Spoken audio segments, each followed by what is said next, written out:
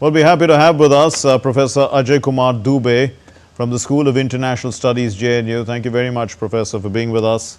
We're going to focus on India-Angola relations. So what strategic benefits, does India gain from strengthening its ties with Angola? Angola is currently the president of African Union, and we have been trying to find a common date for fourth edition of India-Africa Forum Summit. And I think this visit will enable us to find a convenient date during his presidency, because he has promised this time that he will enable that. The second important thing is that India's relation with Africa is traditional, is strong, but it is still to grow in area which is non-Anglophone. Angola is a Lusophone country, Portuguese-speaking country, and therefore deepening economic ties with Angola is going to be very important for India in terms of broadening its support and economic engagement in Africa.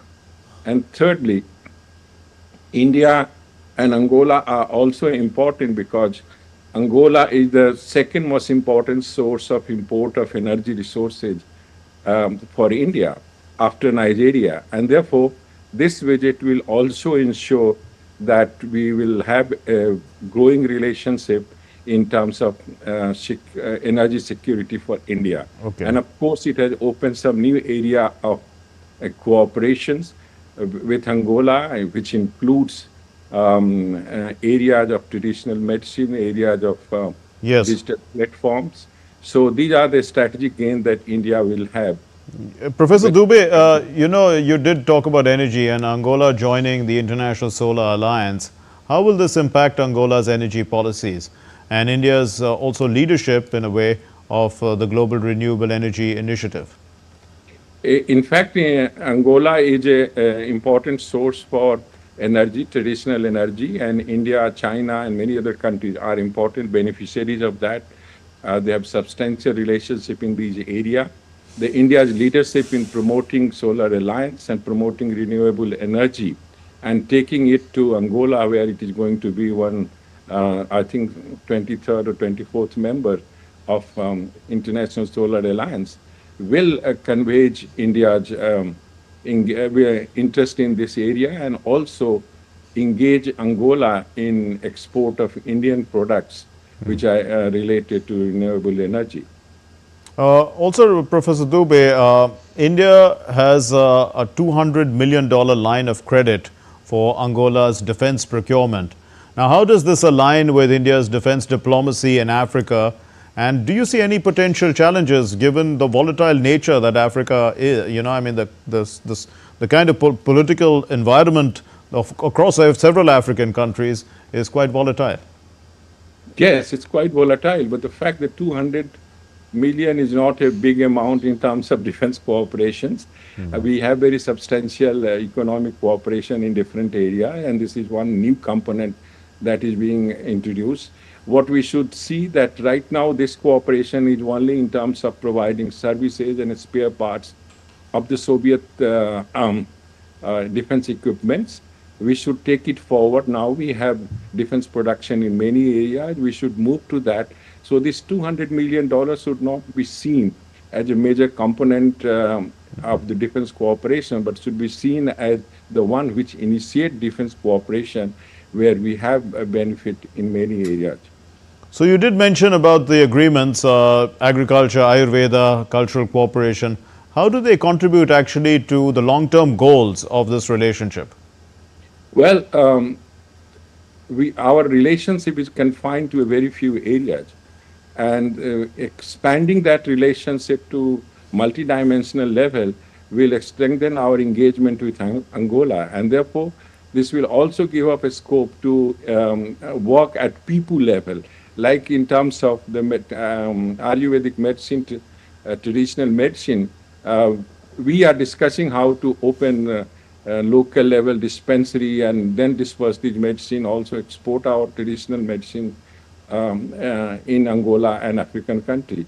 Similarly, cultural agreement is a must because it's a Lusophone country, and we don't have much cooperation, though we have 8,000 Indian diaspora. But in terms of people-to-people connect, it's not very strong, and we need to move into this area so that our core interest in terms of economic cooperation, in terms of defense cooperation, in terms of our global cooperation for reforming institutions of global governance, we could move forward by these multi-dimensional relationships. Uh, Prime Minister Modi had spoken about youth exchange program. So, I mean, how will this youth exchange also help improve ties beyond the government interactions? I think that's what we are discussing, that interaction among people to people, the youth knowing each other, seeing the potential of cooperation in the area, and appreciating each other's system, each other's economy, and moving away from the traditional mindset that Africa is a difficult place to do business. Of course, Angola had witnessed 27 years of civil war where MPLA, FLNA, UNITA all had fought for a long time. But now it's a much more stable country and it's doing good business and have good engagement with many other global players. And this youth exchange will, of course, enhance people-to-people contact. Now, Angola, Professor Dubey, had a huge civil war from 1975 to 2001. And a lot of the land which we are talking about is good for agriculture was under the influence of mines. And, demining has taken place. So, we are talking about an agricultural cooperation that Angola has a lot of land, but, it still needs to be demined, quite a lot of it. How do you think that this would progress? No, I think it's still demining is a major challenge. There was very long-term civil war, and both China, Soviet Union, and UNITA, which was backed by South Africa and the United States, were involved, and Angola got adversely affected by that. But that issue can be solved with the modern technology. They can be demined, and the potential of agricultural productions in terms of Indian entrepreneurship in agricultural production, in terms of technology, in terms of equipment, is tremendous. And I think the beginning has been made. I'm sure it's going to succeed in years to come because Angola needs cooperation in these areas. Now, in terms of traditional medicine, we understand that India has a very solid system which has prevailed for many years, and India has established a certain global presence. To what extent can are traditional medicines actually a way of life also in Africa, and to not only just in Angola but the whole of Africa? Could we see a larger spread of Indian traditional medicines? Yes, Indian traditional medicine is very important, not just as medicine itself, but also the way it is going to be distributed, the way it is going to be administered in terms of through local dispensaries.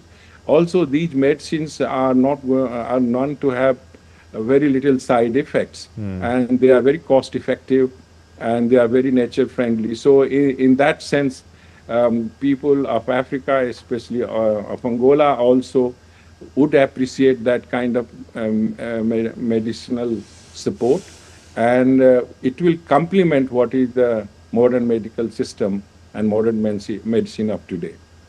Also that Angola is the president of the African Union. Of course, it was under India's leadership that the African Union became a member of the G20. To what extent has the African Union been able to express itself on the global stage as a result of that? Well, there are hard facts about that, about African Union. It's a collective body. It's a collective organization of African states.